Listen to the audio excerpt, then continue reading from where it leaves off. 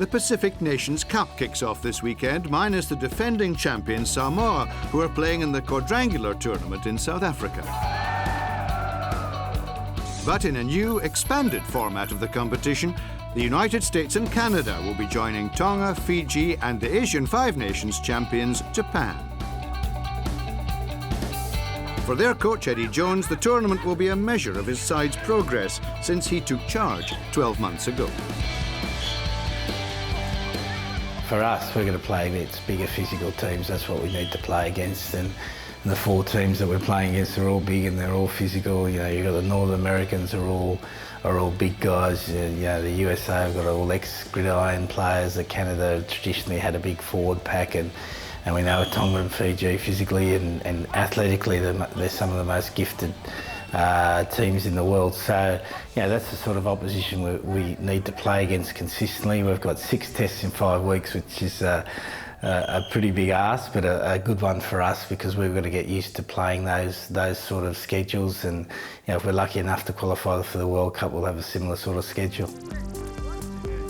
Jones has recalled 3 players to his squad who have led the way this season by making the grade in Super Rugby.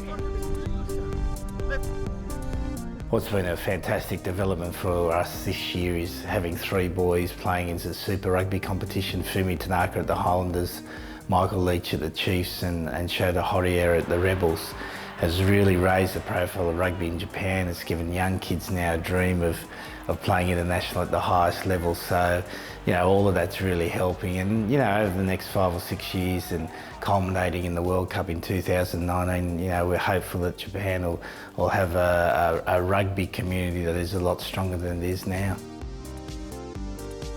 And that's the message we're saying to Japanese players. It's not about your size, it's about your strength, it's about your will, it's about your skill, it's about your mental capacity, and Fumi's got all those in big doses. And you know, when he's played for the Highlanders, he's looked very much a Super Rugby player.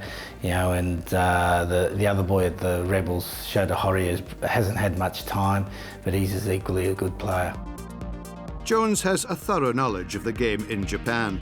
Before taking over as national team coach, he was in charge at Suntory Sun Goliath, and one of his first tasks in his current role was to identify a style of rugby that suited his players.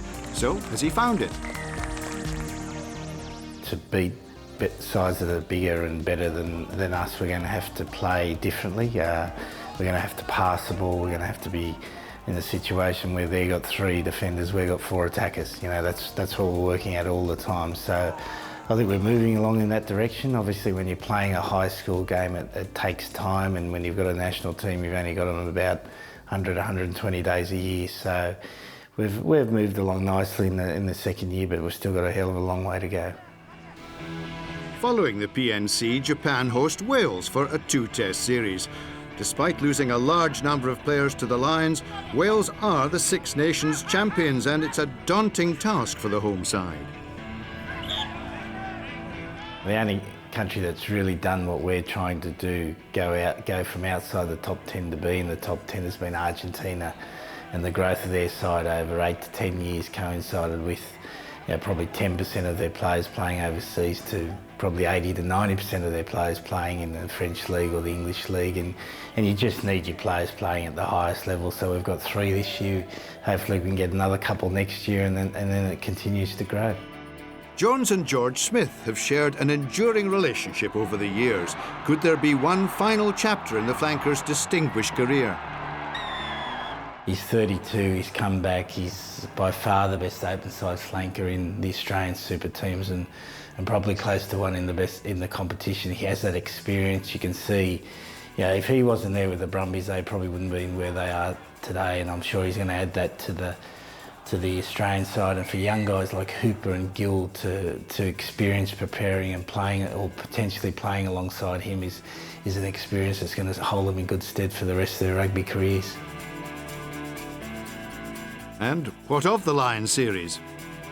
Well, I think it's a good time for the Aussies. A lot of good young players coming through. You know, some size in the forwards, some really gifted backs, and I think it's going to be hard yards for the Lions again.